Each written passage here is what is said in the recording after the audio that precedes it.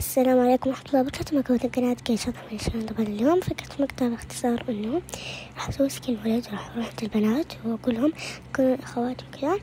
لا تنسوا لا تنسوا سبسكرايب وخليكم مع مقطع مرة الدعم حلو، فمرة شكرا. يلا